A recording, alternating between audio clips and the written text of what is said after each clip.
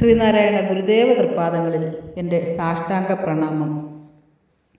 ശ്രീ മങ്ങാട് ബാലേന്ദ്രൻ സാറിൻ്റെ ഗുരുദേവ കഥാസാഗരം ഭാഗം 39 മരുത്വാമലയിലെ തപസ്സും ചങ്ങാതിമാരും.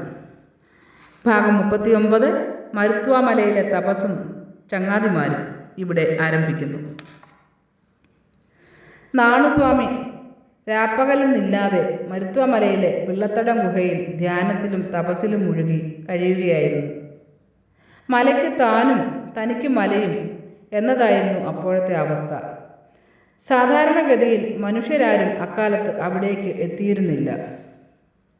വന്യമായ ഏകാന്തതയിൽ ലയിച്ചങ്ങനെ ഇരിക്കുമ്പോൾ ഉള്ളിൽ പല പല വെളിപാടുകളുണ്ടായി വന്നു. ഈ കാണപ്പെടുന്ന പ്രപഞ്ചം ഇങ്ങനെ നാമരൂപാത്മകമായി വിലസുന്നതിനു മുമ്പ് എന്ത് അവസ്ഥയിലായിരുന്നു? ആ അവസ്ഥയെ ഉണ്ടാക്കിയതാര്? ഇതെല്ലാം എവിടെ നിന്നാണ് ഈ വിധം പൊന്തി വന്നിട്ടുള്ളത്? ഇത്തരം ചിന്തകളുടെ നാരുകൾ നേർത്ത് വന്നു. ചില ചിന്തകൾക്ക് ഉത്തരമുണ്ടായി, മറ്റു ചിലത് സുനിശ്ചിതത്വം തേടി പലതായി വിഭജിക്കപ്പെടുകയും ചെയ്തു. ചിലപ്പോൾ ചിന്തയ്ക്കും മനസ്സിനും ചെന്നെത്താൻ കഴിയാത്ത ഇടങ്ങളിലേക്ക് ഒരു ദിവ്യദൃഷ്ടി പതിയുന്നതായി അനുഭവപ്പെട്ടു. അനാദിയായ സത്യത്തിൻ്റെ സാക്ഷാത്കാര ദശയിലെത്തിയപ്പോൾ സർവവും അറിവ് മാത്രമായി പ്രകാശിച്ചു. സ്വനവുമടങ്ങുമിടം സ്വയം പ്രകാശം എന്ന് പിൽക്കാലത്ത് ആത്മോപദേശ ശതകത്തിൽ വെളിവാക്കിയ അലൗകികാനന്ദത്തിൽ ലയിച്ച് പരമ്പൊരുളായി പ്രകാശിച്ച് അങ്ങനെ ഇരിക്കുക പതിവായി. അതോടെ ഇഹപര ലോകങ്ങളൊന്നും സ്വാമിയുടെ ആ അനുഭവദശയിൽ ഇല്ലാതായി. ഒരിക്കൽ അങ്ങനെ ഒരു ഇരിപ്പിൽ നിന്ന് മെല്ലെ ഉണർന്നു വന്നപ്പോൾ ആ ഗുഹാമുഖത്തിന് ഇരുപുറങ്ങളിലായി കാവൽക്കാരെന്ന പോലെ 2 പേർ കിടക്കുന്നത് നാണുസ്വാമി കണ്ടു. ഒന്ന് ഒരു പാമ്പായിരുന്നു, മറ്റൊന്ന് ഒരു പുലിയും. പിന്നീട് പതിവായി വന്ന് നാണുസ്വാമിയുടെ വാത്സല്യം നുകർന്ന് ഇരുവരും ധ്യാനത്തിലെന്ന പോലെ അവിടെ കിടക്കുമായിരുന്നു. പകൽ എവിടെയായിരുന്നാലും സന്ധ്യാനേരത്തിന് മുമ്പായി അവർ ആ ഗുഹാമുഖത്തെത്തിച്ചേരുമായിരുന്നു.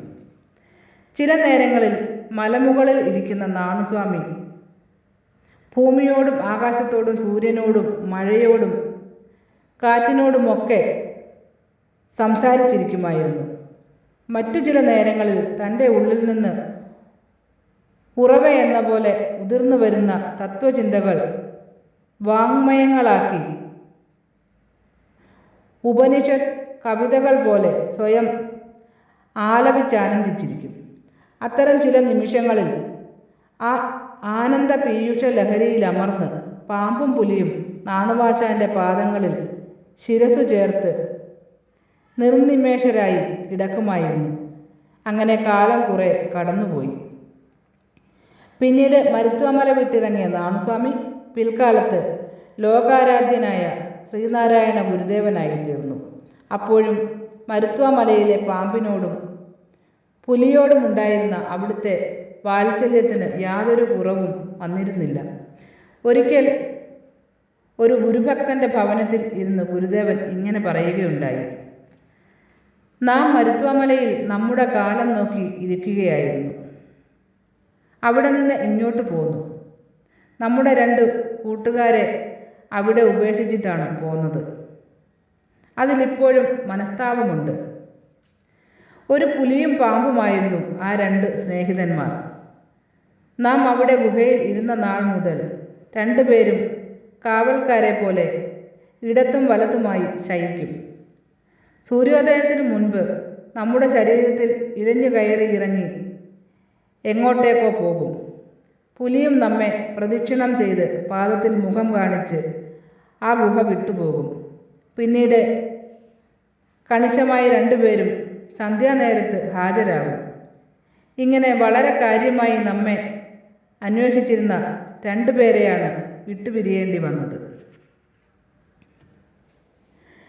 നാരായണ ഗുരുവേ, എൻ്റെ സത്യപ്രകാശമേ നീ, പാരിൽ പ്രകാശ പ്രകാശമേകാൻ പിറന്നൊരു വാടാമലരല്ലേ നീ. നാരായണ ഗുരുവേ എൻ്റെ സത്യപ്രകാശമേ നീ, പാരിൽ പ്രകാശമേകാൻ പിറന്നൊരു വാടാമലരല്ലേ നീ. ശ്രീ മങ്ങാട് ബാലചന്ദ്രൻ സാറിൻ്റെ ഗുരുദേവ കഥാസാഗരം ഭാഗം 39 മരുത്വാമലയിലെ തപസ്സും ചങ്ങാതിമാരും ഇവിടെ അവസാനിച്ചിരിക്കുന്നു. ഇതിൽ വന്നിട്ടുള്ള തെറ്റുകുറ്റങ്ങൾ സദയം ക്ഷമിക്കണമെന്ന് ഗുരുദേവനാമത്തിൽ അറിയിക്കുന്നു. നന്ദി, നമസ്കാരം. ഗുരുധർമ്മം വിജയിക്കട്ടെ.